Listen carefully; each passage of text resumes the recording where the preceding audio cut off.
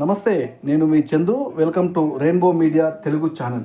నిజామాబాద్ మోపాల్ మండలంలో పంచాయతీ ఎన్నికలకు అధికారులు సర్వం సిద్ధం చేశారు. మోపాల్ మండలంలో 21 గ్రామ పంచాయతీలు ఉండగా నర్సింగ్పల్లి గ్రామం ఏకగ్రీవంగా ఎన్నికైంది. దీంతో మిగతా 20 గ్రామాలకు ఎన్నికలు జరగనున్నాయి.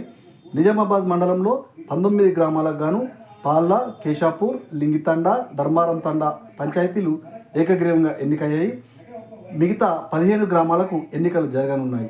నిజామాబాద్ మండల పరిషత్ కార్యాలయం నుంచి, మోపాల్ మండల కేంద్రంలోని ప్రభుత్వ పాఠశాల నుంచి ఎన్నికల సిబ్బందిని, ఇతర సామాగ్రిని తరలించారు.